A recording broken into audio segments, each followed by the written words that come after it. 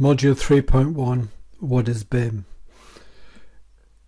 In this tutorial we'll be going through the fundamentals regarding what is BIM. So let's start off with Charles Edouard Jean-Gris, who is best known as Le Corbusier. And I like his quotation saying, "I prefer drawing to talking. Drawing is faster and leaves less room for lies." Big question is, where does that leave us now in the world of BIM? So what do you think when someone says BIM? Well, we have traditional working practices, whereas we have this process of people working in their offices, working on the various sites, but literally the issue is that no one really talks to one another.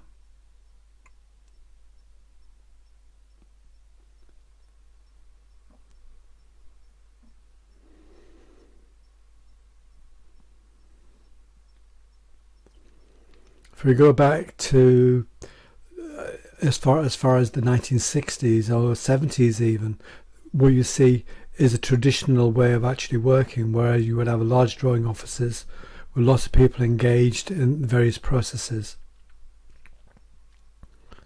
But before we talk about the BIM concept, let's have a look as to where CAD really started.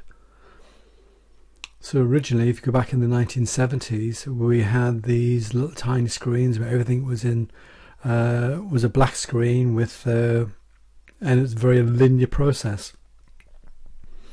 But as a linear process, it was the engineers who really engaged with it.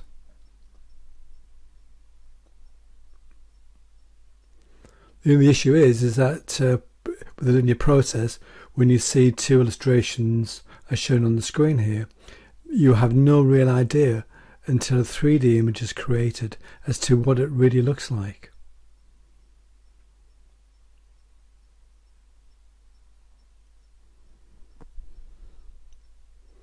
So BIM, Building Information Modeling, also known as the virtual building or building simulation, but BIM is the common term.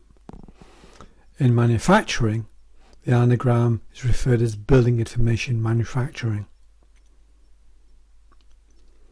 So the basic concept enables designers to create a building model in 3D.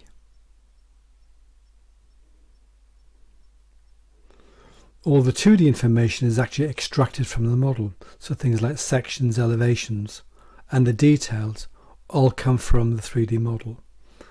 So we take the attitude, if it isn't in the model, it doesn't exist. So the outcome from all that is we can start producing our cost and quantities. We can pull everything out from the model, and then we can use the model to help simulate and illustrate a timescale that will support the management of the projects, and this is known as 5D.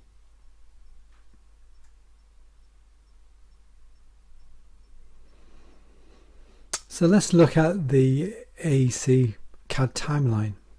So back in the 1960s, CAD was very much experimental. So it wasn't until the 70s that suddenly, that with the use of mainframes and workstations, that CAD was being more widely used.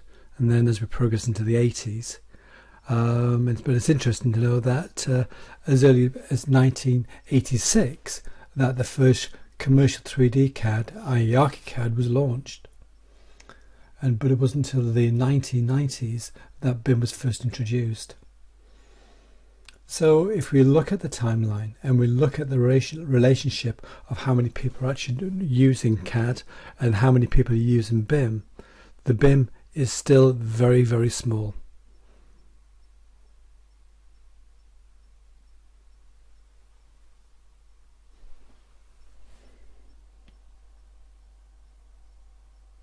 So what's this new approach?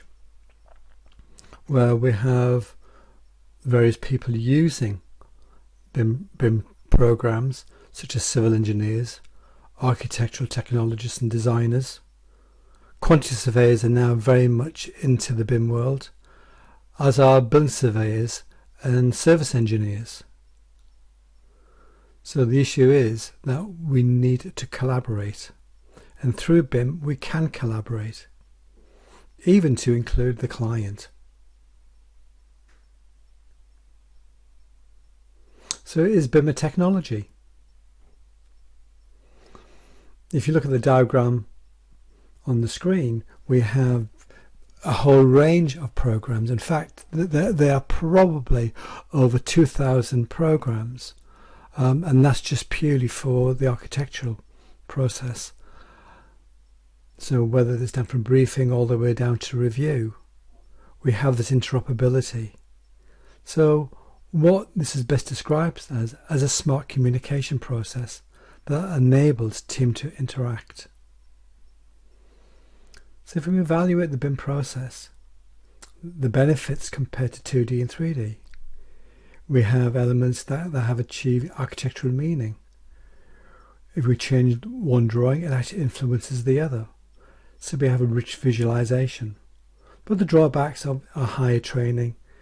Sometimes it's not always easy to use the BIM approach. It does take a while. And so we tend to fall back onto 2D users. So on internal collaboration of BIM, we start looking at towards the applications and how we can share the virtual building. So we have the teamwork approach, where we have a central file, and team members can work on local copies. What happens is within the team, we can actually give them dedicated workspaces. And then what happens is we can actually, through the augmented model, we can collaborate, send and receive changes, and we can work together. And it doesn't necessarily need to be that we're in the same building, we're in the same area, even the same country. BIM Level 2I 2016 was developed in order to that all construction processes for commercial projects which are government funded had to meet that standard. So we have this federal model, the IFC model.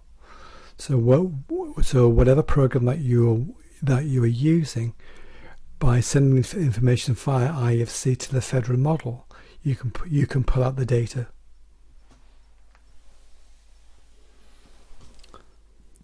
The world of BIM, Building Information Modeling, is full of acronyms. I've actually highlighted the 5 most common ones. So BIM, Building Information Modeling. CDE is the Common Data Environment. COBE is a Construction Operation Building. This is predominantly a series of data that's extracted from the model and externalized in the way of like an Excel spreadsheet. Then we have IDE, which is Information Data Exchange. And finally, we have IFC, which is the Industry Foundation Classes. So that probably are the most 5 common you need to be aware of. So are the trends now moving towards an automated solutions? Well, if you think about it, that we have the model, we can input the timescales, link that to the schedules, and not only that, we can also link it to the programming and estimating. So the whole thing becomes coordinated. So what we can do, we can actually simulate the program beforehand, and then we can measure that against the progress of the project actually on site. Why BIM? Well, because we have coherence between the model and the drawing. All the drawings which are produced are derived from the model, and the model itself coordinates the drawings. So we can have things like automatic scale change, and then we can also complete the life cycle. So we can control all from a single file, and then the output is a rich 3D visualization. So other information, let's have a look at some of these examples. So if we look at the model itself, we can pull out the quantities, we can specify the materials, we've got descriptions, and then we have the costs. And so what happens is that we have an instant calculation, we can take off the quantities, we can provide things like schedules and list of the rooms, and identify what is in each floor and where and the room is associated with. So we also have analysis and coordination of BIM. So we have things called code checking, i.e. collision detection, where we can identify how the models go together, so we don't have things like pipework going the same place where we have steelwork. We can look at energy efficiency.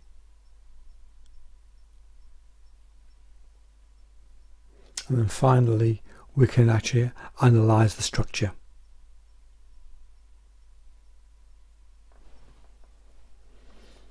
So if we think back, BIM Level 1 is very much what we used to have was the architect and the engineers collaborating with one another, working in their own field, but not sharing the data file.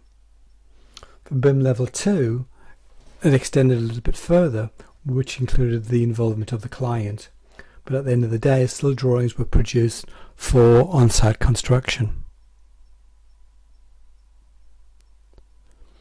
But BIM Level 3, which is where we're all aiming for, is the situation whereas we have this complete collaboration. We have the federal model. Information is passed between the various team members. We're all working together, including the client and the contractor. Drawings are still required on site, but I can see in the future even that will change.